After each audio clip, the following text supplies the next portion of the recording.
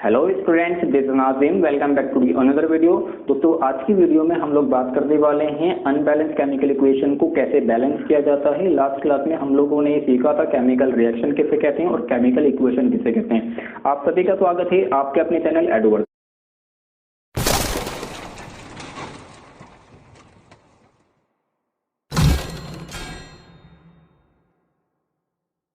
तो दोस्तों, मैंने आपको यहाँ पे एक अनबैलेंस केमिकल इक्वेशन लिखी है। लास्ट क्लास में हम लोग इसी को पढ़ रहे थे और मैंने वहाँ पे छोड़ दिया था और आपसे ये कहा था कि इसको हम बैलेंस करेंगे।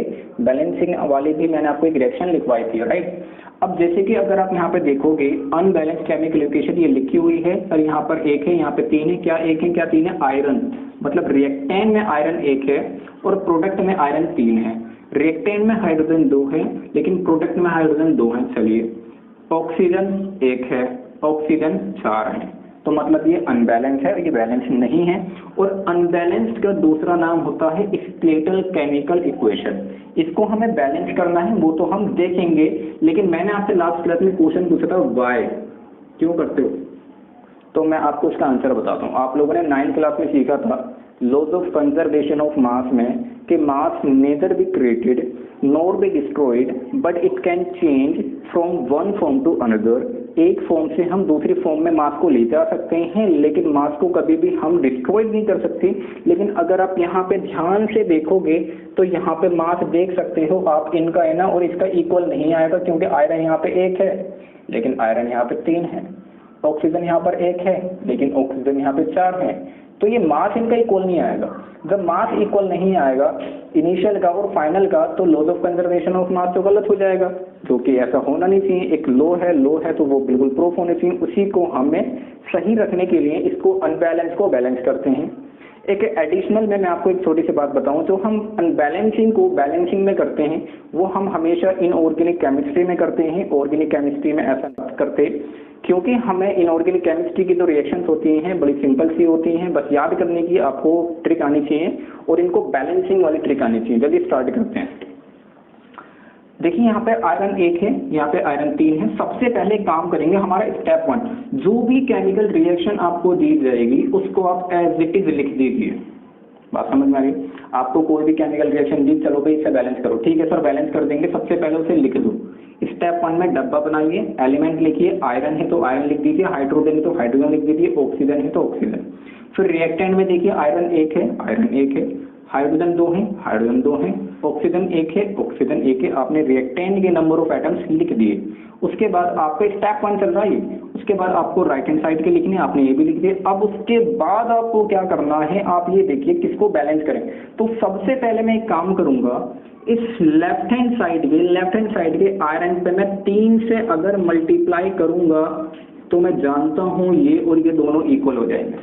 एक बार में 1 से मल्टीप्लाई करेंगे, मैंने बस एक चेंज करा है, 3 से मल्टीप्लाई करके आयरन की 3 1 जा 3। अब मैं पुरानी वाली इक्वेशन को वापस लिखूंगा, Fe plus H2O Fe3O4 plus H2।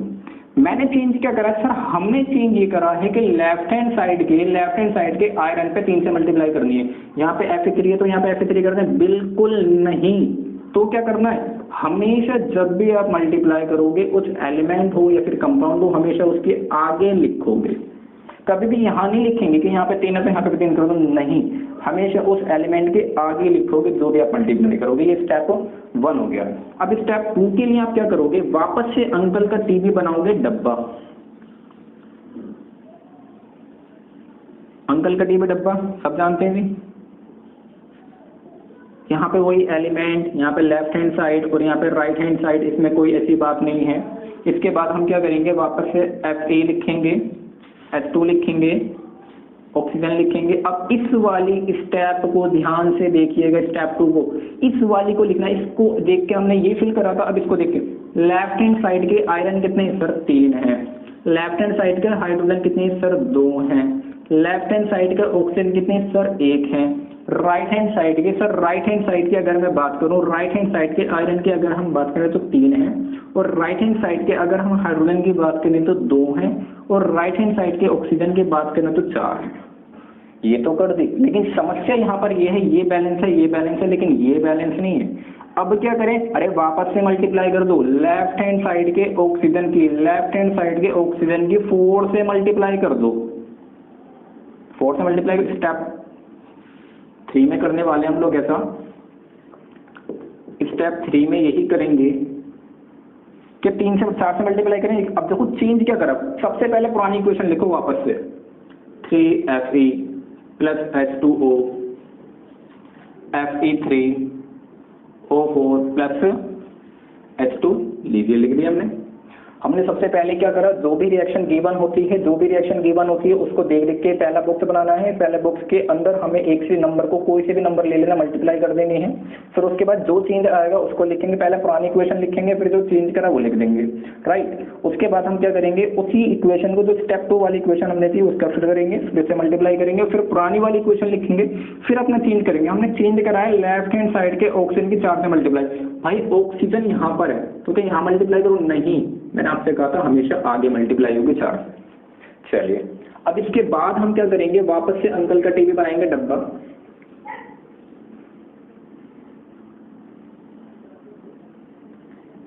Element लिखेंगे, लेफ्ट हैंड साइड लिखेंगे, राइट हैंड साइड लिखेंगे। दोस्तों ये मेथड लंबा है लेकिन आपको पहले ऐसे ही सीखना है, कोई भी अपना एक्स्ट्रा दिमाग ना लगाए फिलहाल के लिए। आप अभी नए नए आए हो 10th क्लास में, ऐसे ही करना है, ओके। तो आयरन कितने सर, 3 है, आयरन कितने 3 है। हाइड्रोजन की यहाँ संख्या चेंज हो चुकी है, कैसे, पहले 2 थे लेकिन अब 4 एकम 4, 4 2 8, 4 1 4, 4 2 8, अब 8 हाइड्रोजन हो चुके हैं। यहाँ पे हाइड्रोजन कितने 2, यहाँ पे ऑक्सीजन कितने 4, यहाँ पे ऑक्सीजन कितने 4। ये बैलेंस है लेकिन ये बैलेंस नहीं है। तो अब इसके लिए क्या करेंगे, अब लास्ट स्टेप में हम इसकी मल्टीप्लाई कर दें अगर 4 से, यानी कि राइट हैंड साइड के हाइड्रोजन की, अगर 4 से मल्टीप्लाई कर दें तो आपका आंसर आ जाएगा 8। तो हम पुरानी इक्वेशन को अगर लिखें स्टेप 4 में तो आप देख सकते हो 3Fe plus 4H2O Fe3O4 plus H2 और मल्टीप्लाई कर दी है 4 से। अब इसके बाद आप अगर इसको फिल करोगे तो गारंटी है अब आपकी केमिकल इक्वेशन बैलेंस हो चुकी है।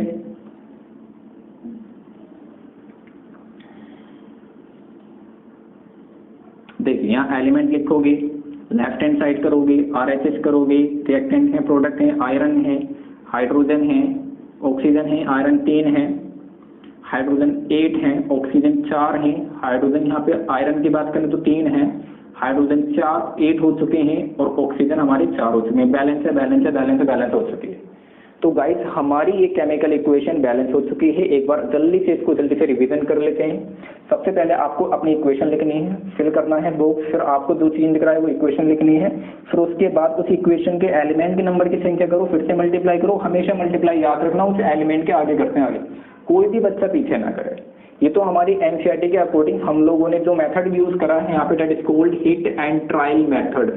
इसे हिट एंड ट्रायल मेथड कहते हैं, आप इसे याद रखेंगे। आखिर कौन से मेथड से आप कर रहे हो, हिट एंड ट्रायल मेथड। ये एक लॉन्ग मेथड है, पहले आपको इसी मेथड से आपको बैलेंसिंग सीखनी है।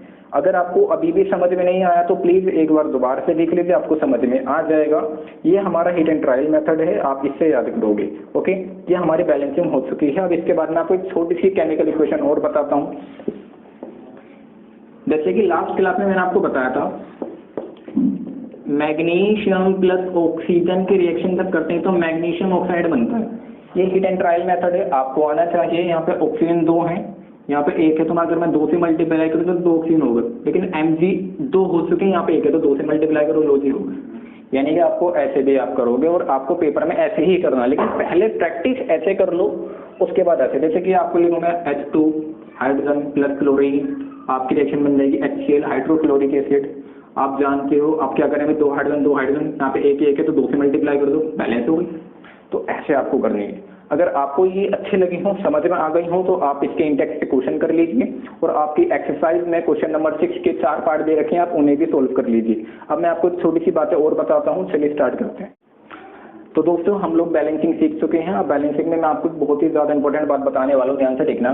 जब भी कोई भी हमारा एलिमेंट अगर लिक्विड की फॉर्म में है, गैस की फॉर्म में है, सॉलिड की फॉर्म में है, तो हम उसमें कैसे रिप्रेजेंट करते हैं अपनी केमिकल रिएक्शन में। तो जब भी हमारा कोई एलिमेंट, कोई कंपाउंड हमारा गैसेस की फॉर्म में होता है तो उसके आगे हम स्मॉल जी लिखते हैं। फॉर एग्जाम्पल के तौर पर मैंने यहाँ पे एग्जाम्पल के तौर पर हाइड्रोजन ले रखा है, हाइड्रोजन के आगे आप जी लिखोगे। अगर कोई सॉलिड में है तो जैसे कि मैंने एग्जांपल दे रखा आयरन, आयरन के आगे आप एस लिखोगे। अगर कोई लिक्विड में है तो आप लोगों के सामने वाटर है, वाटर आप जानते हो पानी है, जल है, शीतल है, जल भी शीतल है, तो भैया लिक्विड के फॉर्म में होता है हमेशा, ऑब्वियसली लिक्विड में होता है। अब एक चीज आती है हमेशा एक्वस, एक्वस, एक्वस, ये थोड़ा कंफ्यूज कर देता है। एक्वस में आप हमेशा याद रखोगे, एक्वस का मतलब होता है वो सारे सब्सटेंस, अगर कोई सब्सटेंस के आगे एक्वस फॉर्म लिखा हुआ है तो वो सब्सटेंस मतलब डिसोल्व हुआ है वाटर में, मतलब वो सब्सटेंस पानी में डिसोल्व हुआ है, इसलिए हम उसे एक्वस की फॉर्म में कहते हैं। अब दोस्तों एक सबसे इंपॉर्टेंट बात यहाँ पर आती है, कैटलिस्ट किसे कहते हैं। देखिए कैटलिस्ट आपको पता होने चाहिए, मैं आपको ये बताऊंगा केमिकल रिएक्शन में से कहाँ पे लिखते हैं, लेकिन कैटलिस्ट देखो किसे कहते हैं मैं आपको बताता हूँ। आप मान लीजिए आपको चाय बनानी है, दो फ्रेंड हैं, एक फ्रेंड है उसने चाय बनाई 10 मिनट में, अच्छा गैस था, ठीक ठाक गैस तो उन्होंने ऑन करके चाय बनाई। अब दूसरा वाला फ्रेंड आया, उसने क्या करा, गैस को सीधा फुल करा और उसने फुल ही कर रखा। अब उसकी चाय बन गई कितने मिनट में, मान लीजिए 6 मिनट में उसकी चाय तैयार हो चुकी है, तैयार हो चुकी है। एक की तैयार हुई है 10 मिनट में, दूसरे की 6 मिनट में। अब इन दोनों की चाय में टेस्ट तो ठीक ठाक आएगा, लेकिन यहाँ पे समस्या है कि सर यहाँ पे समस्या आई है टेम्परेचर की, मतलब टेम्परेचर की वजह से एक केमिकल रिएक्शन तेज हो गई, एक केमिकल रिएक्शन स्लो हो गई।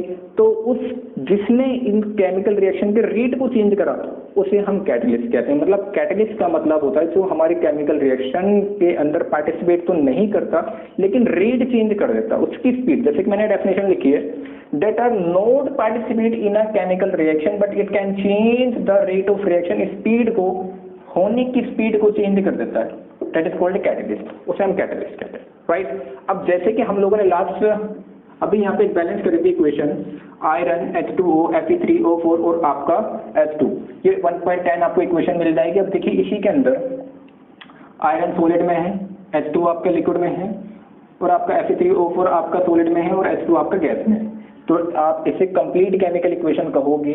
अब कैटलिस्ट को हम कहाँ रिप्रेजेंट करते हैं, अपनी एरो के ऊपर, ATM, ATM मतलब एटमॉस्फेयर मतलब प्रेशर। तो प्रेशर हमारा क्या होता है, कैटलिस्ट। प्रेशर की वजह से केमिकल इक्वेशन की स्पीड कम भी हो सकती है, बढ़ भी सकती है।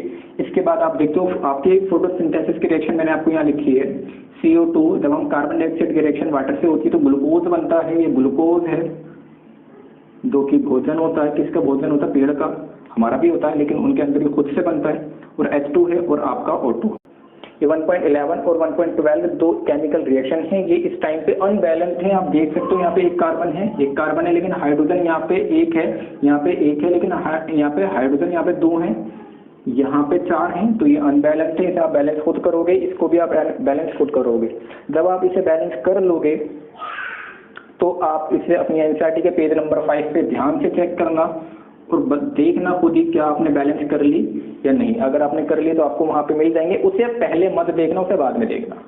तो ये तो हमारी हो गई, पूरा हम लोगों ने समझ लिया अपनी बैलेंसिंग किसे कहते हैं, अनबैलेंसिंग किसे कहते हैं, कंप्लीट केमिकल इक्वेशन कहाँ पे होती है, कैटलिस्ट कहाँ पर होते हैं। ये हमारा आधे से ज्यादा चैप्टर हमारा कंप्लीट हो चुका, more than half chapter complete हो गया। तो गाइस ये था हमारा केमिकल रिएक्शन एंड इक्वेशन का पार्ट 2। आप लोगों को अगर हमारी वीडियो अच्छी लगी हो तो प्लीज हमारी वीडियो को लाइक कीजिए, शेयर कीजिए, सब्सक्राइब कीजिए और बेल आइकन को प्रेस करना बिल्कुल ना भूलें। और इसी वीडियो को अपने सभी फ्रेंड्स के साथ शेयर कीजिए। लॉकडाउन का समय चल रहा है तो घर पे यार आलस करना बिल्कुल मत लाइए, थोड़ा सा स्टडी से कनेक्ट रहिए। हम लोग 10-12 मिनट की आपके सामने वीडियो लेकर आ रहे हैं, आप इन सारी वीडियोस को ध्यान से देखिए और उसे लिखिए। कॉपी में लिखना है, बस देखना नहीं है ना, उसे लिखना है यार, लिख लिख के याद करना, प्रैक्टिस करनी है, एनसीईआरटी पढ़नी है। अगर नहीं है तो आपके व्हाट्सएप पे, मोबाइल पे एनसीईआरटी इजीली मिल जाएगी नेट पे। Thank you very much for watching this video.